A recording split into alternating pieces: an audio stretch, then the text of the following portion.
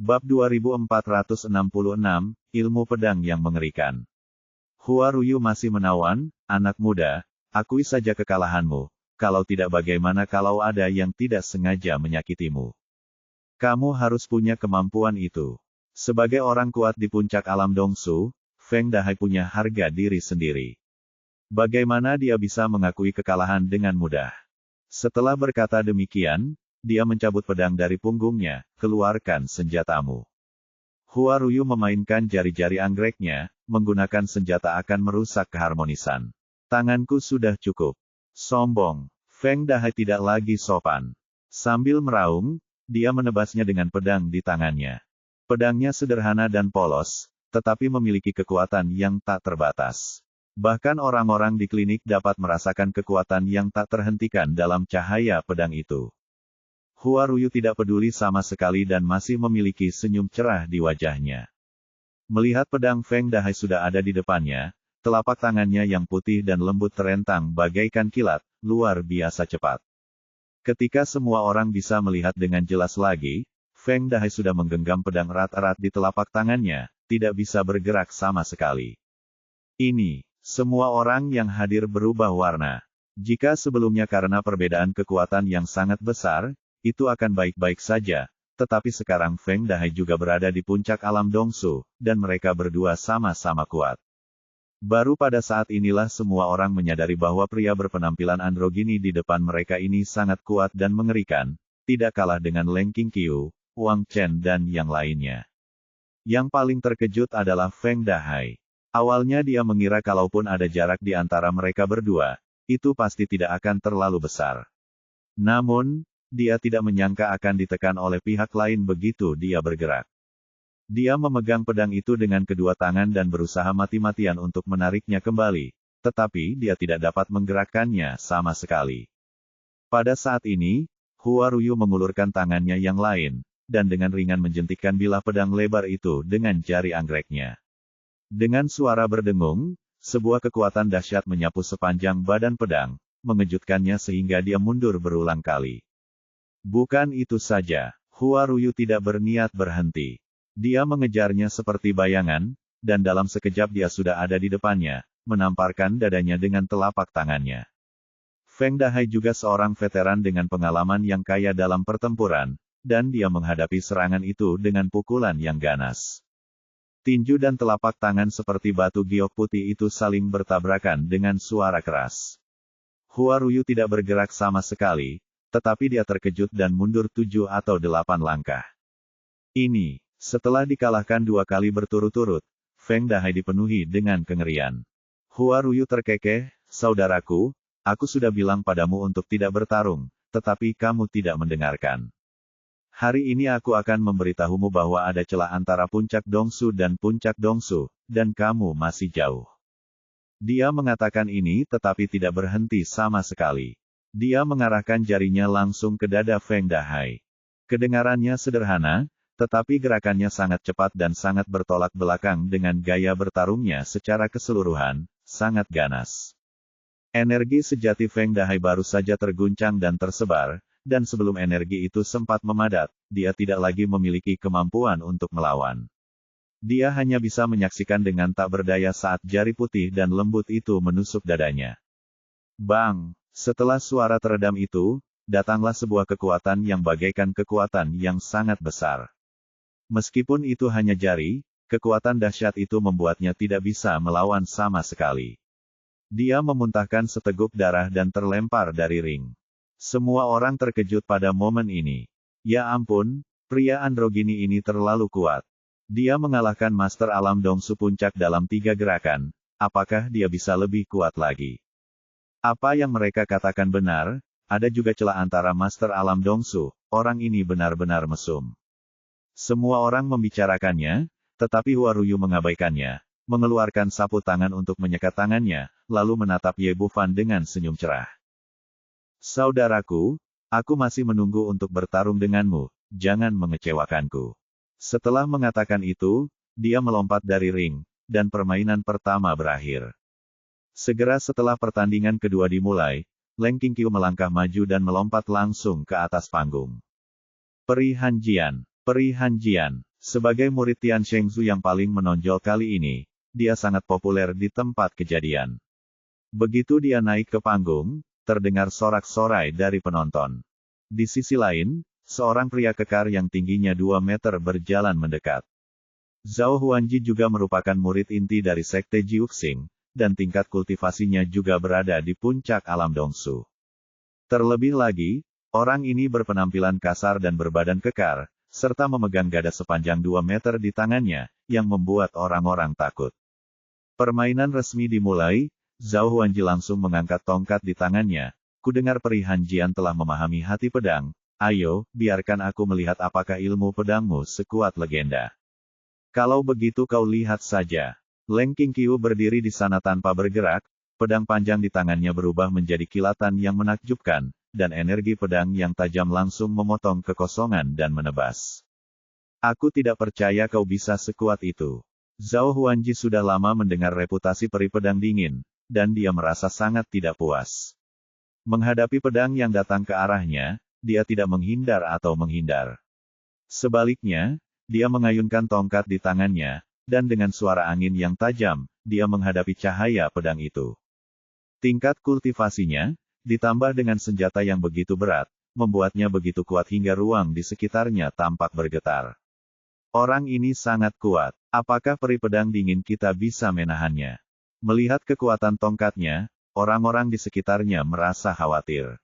Di bawah tatapan mata orang banyak, pedang Leng Qingqiu hampir bertabrakan dengan gada. Biasanya, pedang akan berada dalam posisi yang tidak menguntungkan terhadap senjata seberat itu. Justru karena inilah Zhao Huanji begitu percaya diri dalam menggunakan taktik ini. Namun yang tidak disangka-sangka adalah, sesaat sebelum lawan menyerang, cahaya pedang itu tiba-tiba terbelah menjadi 2, melesat melalui udara dari kedua sisi gada bagaikan kilat. Tongkat Zhao Huanji tidak mengenai apapun dan dia langsung merasa ngeri.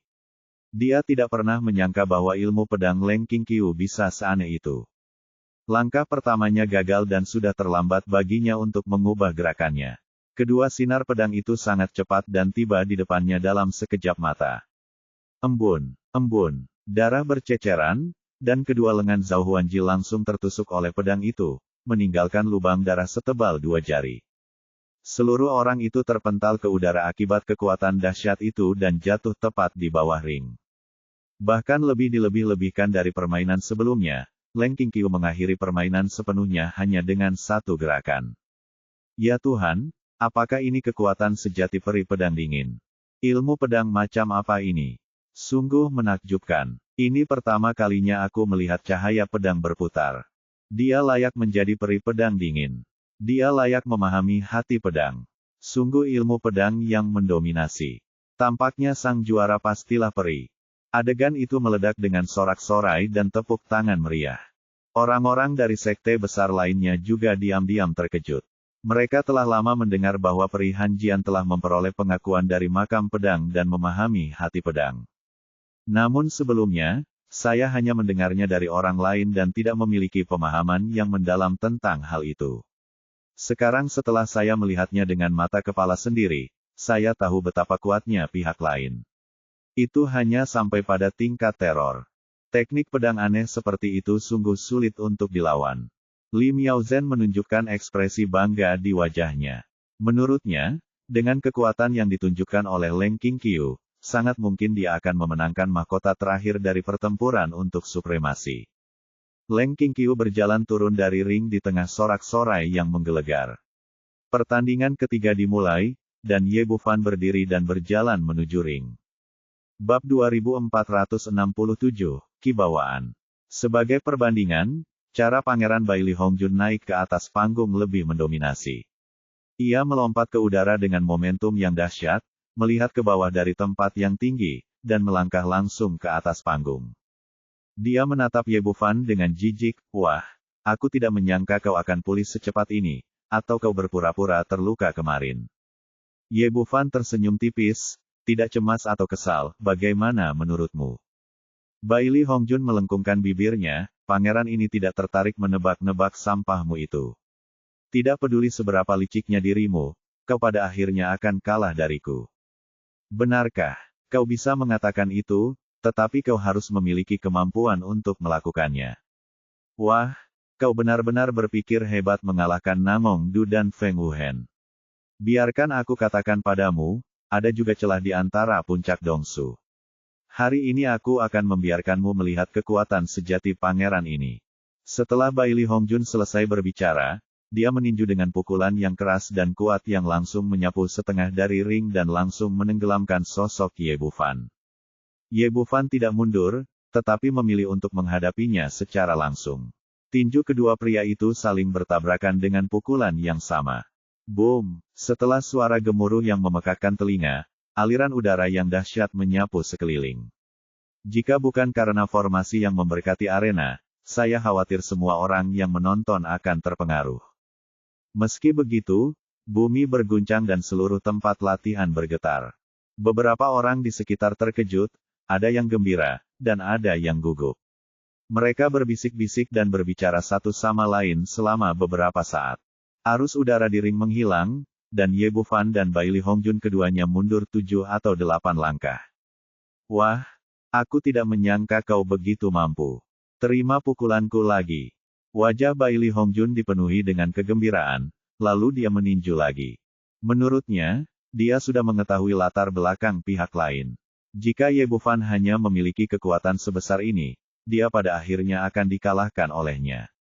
Namun yang tidak disangkanya adalah, kali ini pukulannya tidak mengenai apapun. Ye Bufan yang ada di depannya menghilang, lalu embusan angin kencang bertiup dari belakang. Alangkah cepatnya, meskipun Bai Li Hongjun terkejut, dia tetap tenang. Keterampilan tinjunya telah mencapai titik di mana dia dapat mengirim dan menerima pukulan dengan bebas. Dia hanya menarik kembali tinjunya yang terentang, berbalik dan menghadapi serangan itu dengan telapak tangan. Namun, hasilnya adalah kesalahan lagi. Sosok Ye Bufan menghilang lagi, dan kali ini dia muncul di belakang sisi kanan, lalu meninju bahunya. Meskipun Bai Li Hongjun mengubah gerakannya dengan cepat, dia masih lengah oleh teleportasi tersebut dan sudah terlambat baginya untuk menghindar. Namun dia tidak panik, malah senyum sinis muncul di sudut mulutnya. Segera setelah itu, auranya meningkat pesat, dan energi sejati yang sangat mendominasi menutupi seluruh tubuhnya, mengembun menjadi baju besi emas dalam sekejap mata. Tinju Ye Bufan baru saja mengenai baju besi emas, dan dengan keras, dia terkejut dan mundur 7 atau 8 langkah. Bai Li Hongjun juga terpaksa mundur 7 atau 8 langkah, namun hanya itu saja, dan dia tidak menderita cedera apapun. Apa ini? Metode rahasia apa yang digunakan Yang Mulia Putra Mahkota? Ini sangat kuat. Ya, baju besi ini benar-benar kuat. Ini memiliki kekuatan pertahanan yang sangat kuat. Kamu layak menjadi Putra Mahkota Kekaisaran Naga Suci. Dengan baju besi ini, kamu akan menjadi tak terkalahkan. Orang-orang di sekitar menjadi bersemangat, dan bahkan orang-orang kuat dari sekte-sekte besar pun terkejut. Simen Feng berteriak, apakah ini baju besi yang dipadatkan dari Xiantian Gangqi? Bai Li Singkong menunjukkan sedikit kebanggaan di sudut mulutnya, iya, ini adalah baju besi Gangqi rahasia yang tidak diwariskan oleh keluarga kerajaanku kepada orang lain. Bagaimana menurutmu, Tetua Agung? Tanpa menunggu Simen Feng berbicara, dia terus berbicara pada dirinya sendiri, Xiantian Gangqi adalah metode rahasia yang mengolah baik dari dalam maupun luar. Itu adalah energi yang paling kaku dan maskulin. Itu ditempa hingga maksimal dan menjadi maskulin. Dengan itu, tubuh tidak bisa dihancurkan. Tidak berlebihan untuk mengatakan bahwa dengan baju besi Gangqi, Yang Mulia Putra Mahkota sudah tak terkalahkan. Tak terkalahkan. Kurasa Yang Mulia Pangeran terlalu memikirkannya. Simen Feng menggelengkan kepalanya sedikit dengan ekspresi jenaka dan sarkastis di wajahnya. Jika Bai Li Hongjun bertemu lawan lain, dia mungkin masih bisa dianggap tak terkalahkan, tetapi dia sama sekali tidak bisa melakukannya saat menghadapi Ye Bufan. Dia tahu betul betapa mengerikannya pemuda ini. Tampaknya Tetua Agung Simen tidak yakin. Kita tunggu saja. Bai Li Singkong mengelus jenggotnya, wajahnya tampak bangga. Jelas bahwa dia memiliki kepercayaan diri 100 kali lebih besar pada baju besi Gangqi ini. Bai Li Hongjun di atas panggung bahkan lebih dari itu, dia tertawa penuh kemenangan saat menyaksikan Ye Bufan dipukul mundur. Wah, Apa kau melihatnya? Inilah kekuatan sejati pangeran ini. Sudah ditakdirkan menjadi kesedihanmu jika berada di kelompok yang sama denganku. Jangan terlalu banyak berpikir. Lihat saja bagaimana aku memecahkan cangkang kura-kuramu. Setelah terkejut sebentar, Ye Bufan kembali tenang. Armor Gangki memang merupakan cara yang sangat kuat, tetapi dia tidak menganggapnya serius. Apakah dia menggunakan pedang spiritual atau memperlihatkan kekuatan yang sebanding dengan seorang kultivator Mahayana awal, dia dapat mengalahkan lawan dengan satu gerakan. Tetapi sekarang dia dikelilingi oleh musuh-musuh yang kuat, dia tidak ingin memperlihatkan semua kartunya kepada orang lain, dan telah menekan kultivasinya di puncak alam void. Terlebih lagi, baginya, bahkan jika dia tidak menggunakan seluruh kekuatannya, dia masih bisa menghancurkan armor Ki ini. Memikirkan hal ini, dia menunjuk lagi dengan kecepatan yang luar biasa, menusuk dada Baili Hongjun dengan keras. Jari Vajra yang kuat memiliki kekuatan serangan yang luar biasa dan dapat langsung membuat lubang bahkan pada pelat baja.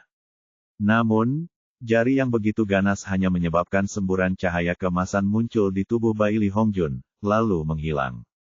Ya Tuhan, baju zirah Gangki ini sangat kuat. Hebat, benar-benar menakjubkan. Aku tidak pernah menyangka ada yang bisa menembus baju zirah Gangki sekuat itu. Hidup putra mahkota, yang mulia putra mahkota pasti menang. Melihat pemandangan ini, orang-orang di sekitar bersorak lagi. Baili Hongjun berteriak dengan bangga, apakah kau melihatnya? Wah, seranganmu tidak berguna bagiku, tunggu saja kematian. Jangan khawatir, ini baru permulaan. Aku tidak percaya bahwa tempurung kura-kuramu bisa kebal terhadap semua serangan. Ye Bufan berkata sambil membalikkan telapak tangannya, dan dua telapak tangan yang menyala-nyala menamparkan keluar. Telapak tangan yang menyala-nyala itu ditampar, dan seketika dua naga api yang sangat kuat terbentuk, dan kobaran api itu menelan Baili Hongjun. Sudah kubilang, benda ini tidak berguna bagiku. Baili Hongjun masih tidak takut. Dia melambaikan tangannya dengan santai, dan kedua naga api itu menghilang, tetapi baju besi di tubuhnya masih bersinar dengan cahaya keemasan. Jika panas tidak berhasil, maka cobalah yang dingin. Kata Ye Bufan sambil meledakkan dua telapak tangan lagi. Kali ini, telapak tangan yang menyala berubah menjadi telapak tangan es. Suhu di atas cincin itu langsung turun 40 atau 50 derajat, dan Baili Hongjun benar-benar membeku. Pemuda ini bukan orang biasa, dia menguasai teknik air dan api. Melihat Ye Bufan menggunakan dua teknik yang sangat bertolak belakang secara berturut-turut, orang-orang di sekitarnya pun merasa takjub. Terutama mereka yang kuat dari sekte-sekte besar, mereka tahu betul bahwa sulit untuk mempraktikkan teknik air dan api secara bersamaan, tetapi Ye Bufan membalikkan kognisi ini. Dalam keadaan terkejut, pandangan semua orang tertuju pada Baili Hongjun, bertanya-tanya apakah baju zirah Ki miliknya akan efektif melawan telapak es. Pada saat ini, Baili Hongjun, yang terjebak dalam bongkahan es besar, memancarkan cahaya keemasan. Seluruh tubuhnya bergetar, dan bongkahan es besar itu langsung berubah menjadi puing-puing di seluruh langit. Hahaha, sudah kubilangkan, semua milikmu itu tidak ada gunanya bagiku. Baili Hongjun tertawa lagi, tawanya sangat arogan dan tidak senonoh. Kalau begitu, cobalah ini. Ye Bufan berteriak dan meninju lagi. Tinjunya dipenuhi dengan busur listrik berwarna biru tua dan disertai dengan ledakan guntur. Bab 2468, Jimat Fiksasi Cahaya Misterius. Ini adalah kekuatan guntur dan kilat. Melihat lengkungan petir yang menyambar di tangan Ye Bufan, senyum arogan di wajah Baili Hongjun langsung membeku, dan berubah menjadi ekspresi terkejut. Secara umum, para kultivator mempraktikkan teknik dengan atribut emas, kayu, air, api, dan tanah. Sangat sedikit yang mempraktikkan teknik dengan atribut guntur. Kalau dulu ada yang mengatakan ada orang yang menguasai 3 jurus atribut air, api, dan petir, kalaupun dia dihajar sampai mati, dia tidak akan percaya.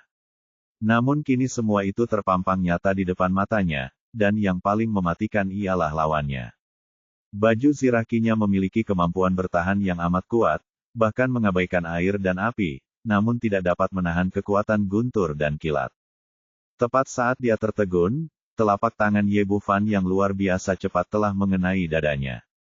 Tiba-tiba, kilat menyambar dan guntur bergemuruh. Kekuatan guntur dan kilat yang dahsyat langsung merobek baju besi Gangki menjadi berkeping-keping, lalu menghantam dadanya dengan keras. Kali ini, Baili Hongjun tidak lagi memiliki kesombongan seperti sebelumnya, dan dia terbang mundur. Terlebih lagi, tubuhnya kaku, dan dia seperti zombie yang dihantam oleh kekuatan guntur dan kilat. Seluruh wajahnya berubah menjadi hitam arang, dan rambutnya berdiri tegak, membuatnya tampak seperti Lei Zhenxi. Batuk-batuk. Setelah mendarat, dia ingin batuk beberapa kali, tetapi setiap kali dia mengembuskan napas, yang keluar adalah asap tebal, yang lucu sekaligus menyedihkan. Semua orang yang hadir gempar, tidak ada yang menyangka permainan akan berbalik secepat itu. Mereka awalnya mengira Yang Mulia Putra Mahkota tidak terkalahkan, tetapi dalam sekejap mata dia dikalahkan seperti ini. Ekspresi wajah Baili Singkong berubah drastis. Pemuda ini memberinya terlalu banyak hal yang tak terduga. Akan lebih bagus jika kekuatan bertarungnya melambung hingga ke puncak Dongsu, dan juga dapat diterima jika dia mahir dalam keterampilan atribut air dan api, tetapi tidak seorang pun akan menyangka bahwa dia juga seorang kultivator guntur. Wajah kaku tetua Agung Jueran di sebelahnya juga menunjukkan ekspresi serius. Baru pada saat ini dia menyadari bahwa dia selalu meremehkan pemuda ini. Jika kita melihat kekuatannya saja, meskipun lawannya tidak sehebat Wang Chen, perbedaannya tidak terlalu besar. Dia jelas merupakan lawan yang sangat kuat. Bajingan, sialan. Baili Hongjun di atas ring sangat marah sehingga paru-parunya hampir meledak. Sampai saat ini, kekuatan guntur dan kilat dalam tubuhnya belum sepenuhnya keluar, dan dia akan berkedut dari waktu ke waktu, yang terlihat sangat lucu. Ye Bufan, kau harus mati hari ini. Setelah berteriak, sebuah jimat emas muncul di tangannya. Ukurannya kira-kira sebesar telapak tangan dan diukir dengan rune aneh. Orang bisa merasakan keistimewaannya sekilas. Baili Hongjun menjepit jari-jarinya dan jimat itu menyala tanpa angin, lalu berubah menjadi cahaya keemasan dan melesat ke arah Ye Bufan. Kecepatan benda ini terlalu cepat. Dia tidak punya waktu untuk bereaksi dan benda itu langsung masuk ke tubuhnya.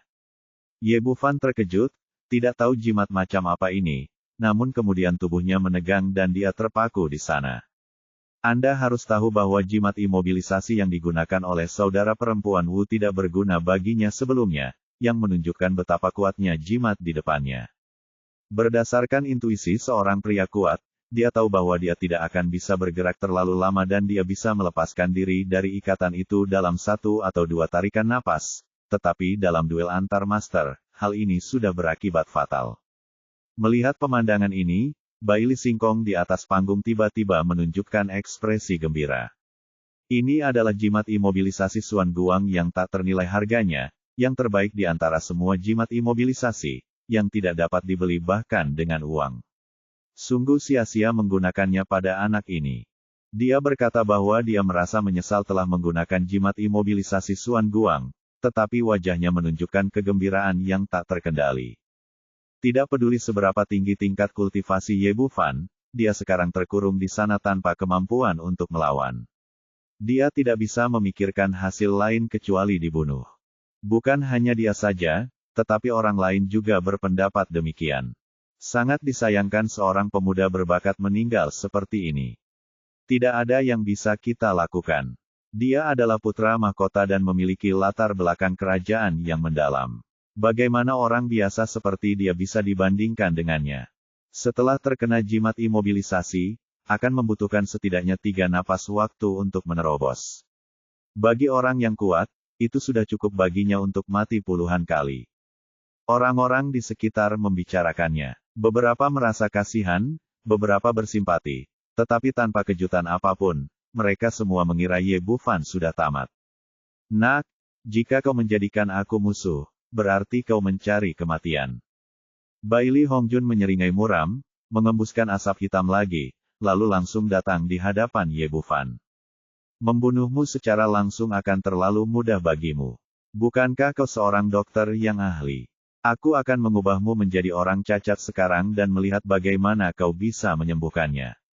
Saat dia berbicara, dia mengulurkan tangannya dan meraih lengan kanan Ye Bufan, mengerahkan kekuatan dengan kedua tangannya. Melihat pemandangan ini, banyak orang di sekitar memejamkan mata, tidak tahan melihat apa yang akan terjadi selanjutnya. Menurut mereka, adegan berikutnya pasti akan membuat anggota tubuh Ye Bufan patah dan dantiannya hancur, sama seperti Jiang Fangzhu sebelumnya. Melalui serangkaian pertempuran sebelumnya, semua orang mengubah kesan lama mereka terhadap Tian Luozu dan mulai menghormati pemuda ini. Dalam hati mereka, mereka tidak ingin dia berakhir dengan cara yang menyedihkan. Namun setelah menunggu cukup lama, suara patah tulang tidak juga terdengar. Semua orang mendongak dan melihat Bai Li Hongjun mencengkeram lengannya erat-erat, wajahnya memerah, tetapi dia tidak bisa berbuat apa-apa terhadap orang itu.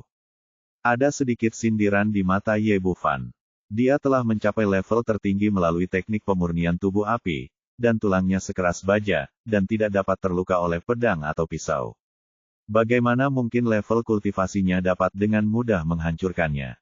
Aku tidak percaya aku tidak bisa menghancurkanmu. Bai Li Hongjun, marah dan terhina, mengangkat kaki kanannya dan menendang betis Ye Bufan. Kemudian terdengar bunyi dentuman pelan, dan dia meringis kesakitan, mundur 4 atau 5 langkah. Rasanya seperti dia baru saja menendang baja. Orang lainnya baik-baik saja, tetapi kakiku hampir patah. Aku tidak percaya kamu sekeras itu. Bai Li Hongjun menggertakkan giginya, mengangkat tangannya dan menusuk dantian Ye Bufan. Fakta membuktikan bahwa dia telah membuat penilaian yang salah. Orang yang telah mencapai kesempurnaan agung pemurnian tubuh memiliki tubuh yang sangat keras di seluruh tubuhnya sehingga jari ini tidak hanya gagal menghancurkan kultivasi lawan, tetapi juga hampir mematahkan tulang jarinya. Dia ternyata seorang kultivator kultivasi tubuh. Sekarang, banyak orang di sekitar sudah tahu apa yang sedang terjadi. Mereka tidak pernah menyangka bahwa pemuda ini adalah seorang kultivator kultivasi tubuh. Jarang sekali orang yang menguasai 3 jenis ilmu sihir, dan dia juga seorang kultivator tubuh tingkat tinggi. Berapa banyak kejutan yang akan diberikan pemuda ini kepada semua orang, dan di mana batas akhirnya? Bai Li Singkong terkejut sekaligus marah, dan tak kuasa menahan diri untuk berteriak, "Dasar bodoh, gunakan senjata." Si Men Feng menatapnya dingin dan berkata, "Yang mulia pangeran, apakah Anda melanggar aturan permainan? Biasanya, tidak ada orang lain yang boleh ikut campur selama permainan berlangsung, dan Bai Li Singkong jelas-jelas melanggar aturan." Namun, dia mendengus dingin dan mengabaikannya. Tujuannya sudah tercapai. Pada saat ini, Bai Li Hongjun tersadar dan menemukan pedang panjang bersinar dengan cahaya dingin di tangannya, yang sebenarnya adalah senjata spiritual tingkat atas. "Pergilah ke neraka, aku tidak percaya kau bisa menangkis pedangku." Energi sejati dalam tubuhnya mengalir deras dan mengalir ke pedang. Pada saat ini, senjata spiritual tingkat atas di tangannya bersinar terang, mengeluarkan suara pedang berdengung, dan energi pedang yang dahsyat terus meluap. "Bunuh!" teriak Bai Li Hongjun. Ia telah menyerah pada fantasi awalnya. Mustahil melumpuhkan lawan terlebih dahulu, jadi ia akhirnya memilih untuk membunuhnya secara langsung. Pedang panjang itu berubah menjadi aliran cahaya, memotong kekosongan, dan menebas langsung ke arah leher Ye Bufan. Bab 2469, diulang. Melihat Bai Li Hongjun yang penuh dengan niat membunuh, hati banyak orang tiba-tiba menegang, mengira pemuda di hadapan mereka sedang dalam bahaya besar. Bai Li Singkong mengepalkan tangannya, sekilas niat membunuh terpancar di matanya, dan dia meraung gila di dalam hatinya. "Bunuh dia, kau harus membunuhnya." Ia sudah ingin pemuda ini mati sejak awal permainan, tetapi ia belum bisa melakukannya hingga sekarang. Sekarang, dia telah dilumpuhkan sepenuhnya oleh jimat imobilisasi Suanguan dan tidak mungkin dia bisa bertahan hidup. Namun pada saat ini, sosok Ye Bufan tiba-tiba menghilang di bawah perhatian semua orang, dan ketika dia muncul lagi, dia telah melewati pedang Bai Li Hongjun dan datang di depannya. Ini, pedang Bai Li Hongjun meleset dan dia terkejut.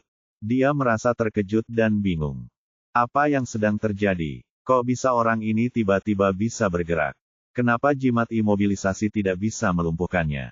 Alasan mengapa jimat imobilisasi Suanguan begitu mahal adalah karena jimat ini efektif untuk orang-orang kuat di periode Dongsu.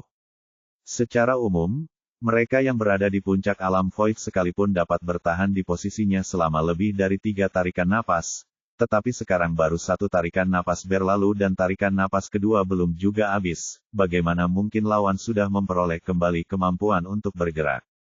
Bagaimana dia bisa tahu bahwa kekuatan Ye Bufan saat ini sebanding dengan seorang kultivator Mahayana awal, dan ditambah dengan fisiknya yang kuat, dia bukanlah tandingan kultivator biasa. Sebelum dia bisa menyadari apa yang terjadi, sebuah tinju besar muncul di depannya dan menghantam mata kirinya dengan keras. Pukulan pertama mengakibatkan matanya lebam, pukulan kedua mengakibatkan matanya lebam, dan pukulan ketiga mengakibatkan pangkal hidungnya robek dan darah muncrat keluar. Setelah 3 pukulan berturut-turut, Bailey Hongjun menderita pukulan keras dan terpental ke belakang, jatuh ke tanah dengan bunyi gedebuk. Pada saat ini, dia tidak lagi memiliki kekuatan dan vitalitas seperti Yang Mulia Putra Mahkota, juga tidak memiliki ketampanan dan keanggunan seperti sebelumnya. Seluruh wajahnya bengkak, dan dengan darah di seluruh wajahnya, dia tampak seperti iblis yang merangkak keluar dari neraka. Ini, semuanya terjadi terlalu cepat dan terlalu tiba-tiba, dan sampai saat ini semua orang belum mampu kembali sadar. Apa yang terjadi? Bukankah orang ini dilumpuhkan oleh jimat imobilisasi Suangwan? Bagaimana mungkin dia tiba-tiba bisa bergerak? Ya Tuhan, ini terlalu kejam. Yang Mulia Putra Mahkota dipukuli seperti ini. Tunggu sebentar, biar aku pelan-pelan. Bagaimana dia tiba-tiba menjadi seperti ini? Pembalikan itu terjadi begitu cepat sehingga banyak orang tidak dapat mempercayai mata mereka dan mengira mereka melihat sesuatu. Sialan. Bailey Singkong sangat marah hingga ia menghancurkan cangkir teh. Melihat orang itu hampir mati, bagaimana bisa tiba-tiba terjadi pembalikan? Efek dari jimat imobilisasi Suangwan sangat jelas, bagaimana bisa tiba-tiba menjadi tidak efektif? Monster macam apa anak ini? Mengapa hal-hal yang 100% pasti tidak akan berhasil padanya? Tidak heran dia begitu marah.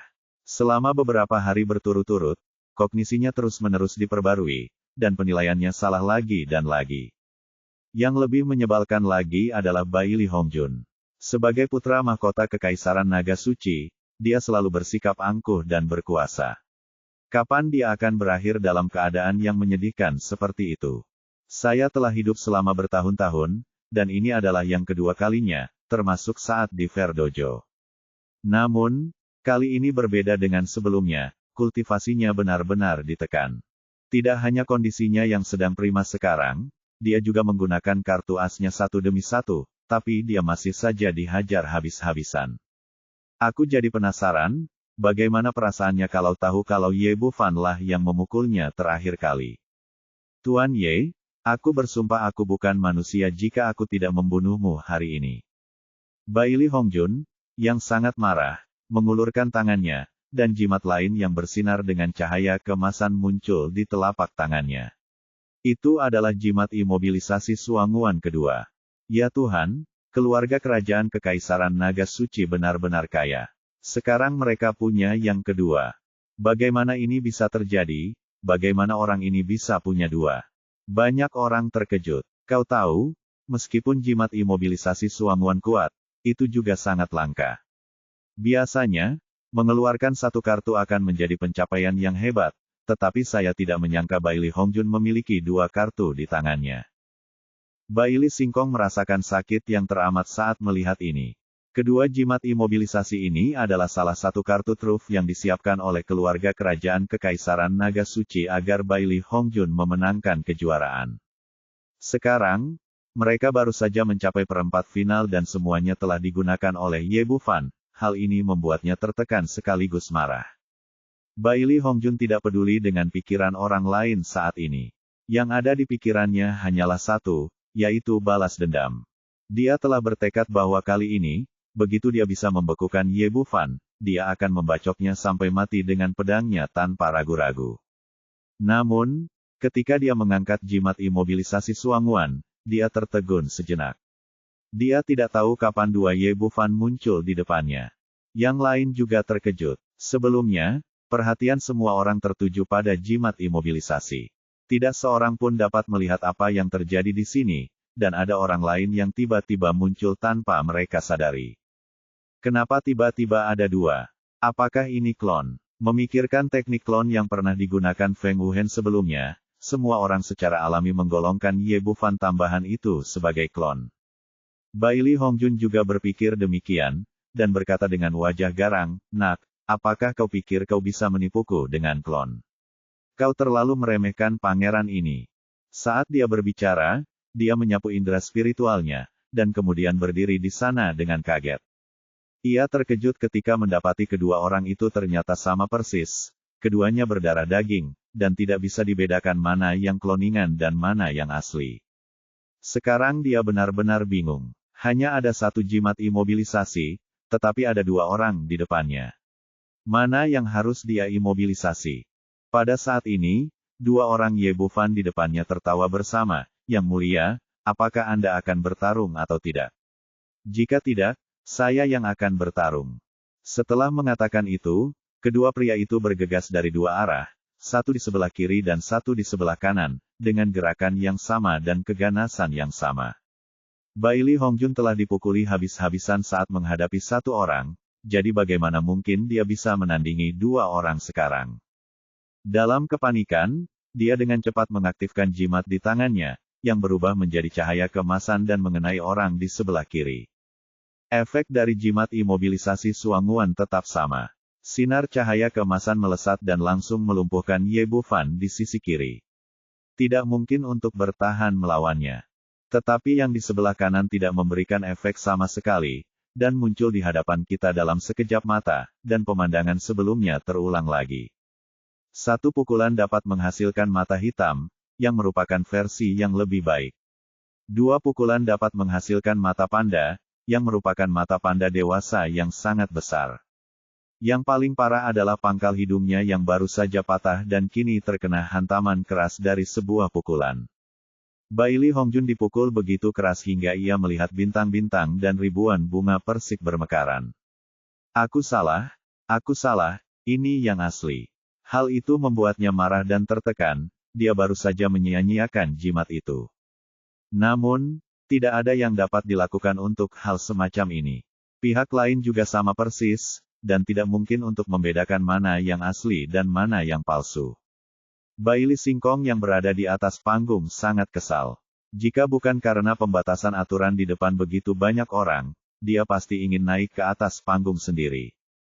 Itulah jimat Dingsheng Suanguan yang tak ternilai harganya. Saya pikir saya bisa memenangkan kejuaraan dengan benda ini. Tetapi sekarang keduanya telah sia-sia, dan yang terpenting ialah tidak ada efek yang tercapai. Ye Bufan memukulnya 3 kali, lalu menamparkan wajahnya, dan kemudian menendangnya. Penonton yang menyaksikannya tampak tenang. Sejak perang dimulai, rencana telah dibalik berkali-kali, dan saraf otak mereka telah cukup tenang. Sekarang, hingga saat terakhir, tidak seorang pun berani menilai apa hasil akhirnya. Setelah dipukuli 2 kali berturut-turut, Baili Hongjun merasa malu dan marah. Dia meraung ke langit seperti binatang buas. "Ye Bufan, kau memaksaku melakukan ini. Aku akan membunuhmu hari ini." Dengan raungan ini, seluruh tubuhnya terbungkus dalam bola cahaya merah. Kemudian momentumnya meningkat dengan cepat. Dalam sekejap mata, dia menerobos kemacetan puncak Dongsu dan langsung melangkah ke periode Mahayana. Bab 2470, apakah periode Mahayana ini palsu? Adegan itu benar-benar kacau. Meskipun para penonton sudah memiliki kekebalan tertentu, mereka masih sangat terstimulasi oleh pemandangan di hadapan mereka. Alasannya sangat sederhana. Dalam pertempuran antara para jenius dan monster selama 100 tahun terakhir, belum ada orang kuat di periode Mahayana. Paling-paling, dia berada di puncak tahap Void. Meski hanya ada sedikit perbedaan ranah, pada kenyataannya ada perbedaan yang sangat besar. Jika seseorang dapat mencapai tingkat Mahayana sebelum usia 25 tahun, ia akan menjadi seperti monster di seluruh benua Kunlun.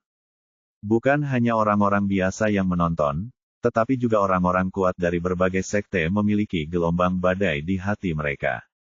Hua Sijin bisa dikatakan ketakutan. Sebelumnya, dia sangat percaya pada muridnya Hua Ruyu, dan merasa bahwa dia memiliki kekuatan untuk memenangkan kejuaraan.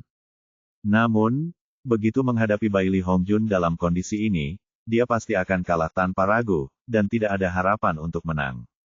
Tahap awal Mahayana benar-benar luar biasa bagi puncak Dongsu. Hal yang sama berlaku untuk Jueran di sebelahnya, dan ekspresinya yang tidak berubah selama ribuan tahun akhirnya menunjukkan sedikit keterkejutan. Wang Chen memang sangat kuat, tetapi jika dia menghadapi Bailey Hongjun sekarang, harapannya untuk menang sangat tipis. Namun, Bailey Singkong di sebelahnya tidak menunjukkan kegembiraan apapun, tetapi malah tampak tidak berdaya dan kecewa. Dia tahu bisnisnya sendiri, jadi dia secara alami tahu mengapa Bailey Hongjun menjadi begitu kuat. Ini bukan kultivasinya yang sebenarnya, tetapi teknik terlarang legendaris membakar darah. Teknik ini dapat membakar kultivasi dan kekuatan darah seseorang, mendapatkan kekuatan yang sangat kuat dalam waktu singkat, tetapi harganya juga sangat mahal. Setelah ini, itu tidak dapat digunakan lagi setidaknya selama 1 tahun, dan kultivasi Bailey Hongjun juga akan mandek di sini, tidak dapat bergerak maju. Awalnya, teknik ini digunakan sebagai kartu truf terakhir jika terjadi keadaan darurat pada saat kritis final, tetapi dia tidak berharap untuk dipaksa keluar oleh Ye Bufan. Sialan, kalau kau tidak mati hari ini, aku akan mencabik-cabikmu. Petik 2. Untuk pertarungan antara para jenius dan monster ini, keluarga kerajaan Kekaisaran Naga Suci memeras otak mereka dan bersusah payah untuk menghitung kekuatan masing-masing sekte besar dengan jelas. Mereka awalnya mengira itu sangat mudah, tetapi mereka tidak pernah menyangka bahwa Tianluozu akan muncul sebagai kuda hitam. Semuanya diganggu oleh pemuda di depan mereka. Dia tahu apa yang sedang terjadi, dan monster tua lainnya segera melihat petunjuk setelah terkejut, dan mereka tidak bisa menahan senyum cerah di wajah mereka. Bagi mereka, Ye Bufan telah memberikan kontribusi besar dan melemahkan kekuatan Bailey Hongjun terlebih dahulu. Dengan cara ini, murid-murid mereka akan memiliki harapan untuk mendapatkan kemenangan terakhir. Orang-orang di antara hadirin tidak tahu apa yang sedang terjadi, dan mereka masih sangat bersemangat. Apakah ini kekuatan sebenarnya dari Yang Mulia Putra Mahkota? Benar-benar sangat kuat. Sepertinya juara kali ini pastilah Yang Mulia Putra Mahkota, tidak diragukan lagi. Pemuda ini sudah tamat, tidak peduli seberapa kuatnya dia, bagaimana mungkin dia bisa menjadi tandingan di periode Mahayana. Melihat pemandangan ini, ekspresi Leng Qingqiu menjadi serius. Dia tidak begitu jelas seberapa kuat Ye Bufan sekarang. Dia hanya tahu bahwa Bailey Hongjun sangat kuat sekarang, dan dia tidak yakin akan menang bahkan jika dia menghadapinya. Memikirkan hal ini, dia tidak bisa menahan diri untuk tidak mengencangkan gagang pedang di pinggangnya, dan dia akan segera naik ke panggung untuk menyelamatkan jika terjadi kesalahan. Mengenai aturan omong kosong, dia sama sekali tidak mempertimbangkannya. Tidak ada yang lebih penting daripada nyawa prianya. Wang Chen mengenakan topeng, dan tidak ada yang bisa melihat ekspresinya, tetapi matanya tertuju pada cincin itu, tanpa bergerak sama sekali. Hua Ruyu menjepit jari-jari anggreknya dan menggelengkan kepalanya terus-menerus, kakak yang baik, sungguh disayangkan, aku akan membakar lebih banyak kertas untukmu di masa depan. Petik 2. Menurut pendapatnya, menghadapi Bailey Hongjun yang begitu kuat, Ye Bufan telah dijatuhi hukuman mati. Memang, saat ini, Bailey Hongjun telah meningkatkan momentumnya ke puncak. Meskipun wajah dan hidungnya yang memar terlihat agak lucu, tekanan kuat itu jelas bukan palsu. Dia melangkah maju, auranya yang ganas menyelimuti seluruh arena, dan dia menatap Ye Bufan.